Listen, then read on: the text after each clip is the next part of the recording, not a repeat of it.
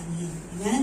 Kaya alam ko na pinapahalagahan natin ito, kaya lagi tayong pumupunta sa praise and worship dahil isa sa paraan para mapagitin natin ang Panginoon ay ang pagsunod sa Kanyang salita. At ang maganda naman doon, hindi lang niya ipinapaalala, may kalakip naman ang pagpapala. Kung ito ay lalakaran natin ng iba ng palataya.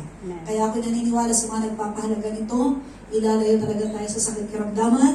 Amen? And because of what the Lord has done on the cross of Calvary, tinanggap mo na at ako'y naniniwala kang pinatawad ng ating kasalanan. Kaya anumang mangyari, hindi tayo natatakot sa kamatayan dahil alam natin, anytime pwede dumating ang Panginoon at tayo may kaligtasan. Dahil tinanggap natin ang kapatawaran na galing sa Kanya.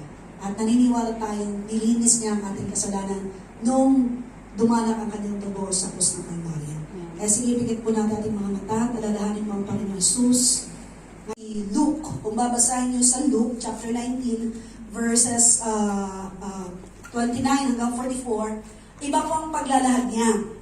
Dahil sa Matthew, sa Mark at sa John, ang sabi doon, ang mga tao ay kumuha ng mga palaspas at ulit yung mga dahon bilang pagpupugay nila dahil nakita nila ang mga kamanghamanghang ginawa ng Panginoon Jesus. Lalo, yung fresh na miracle na ginawa niya, na binuhay niya si Lazarus. Kaya nung nakita nila yon at maraming taong pumunta sa Jerusalem to commemorate the Passover ceremony, yung lahat sila nung nasa Egypt sila, ang sabi ng Diyos, para kayo ay ma-spare at hindi madaanan ng salot ng kamatayan.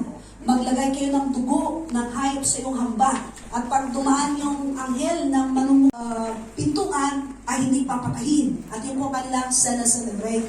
And during that time, madami pong tao sa Jerusalem dahil yun po ang place of worship nila. Ang kanilang ginawa, nung bumaba ang Panginoon Jesus, siya po ay sakay-sakay sa asno. Ang sinabi niya sa kanyang mga utusan, pumunta kayo doon at may nakataling asno. At ang gagawin ninyo, kalagan niyo yung asno na yun, at pag sinabi nilang, hoy, bakit yung kinakalagaan ng asno? Sabihin lang ninyo, kailangan na Panginoon. At sumakay po siya doon sa asno. At habang siya nakasakay doon sa asno, ayun na, yung mga tao, kumuha ng paraspas.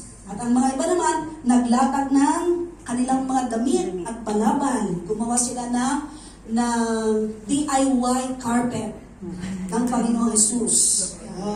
At sa po'y dumaan doon na ang kanyang dala-dala ay kapayapaan. At sinasabi ng mga tao, Hosanna in the highest.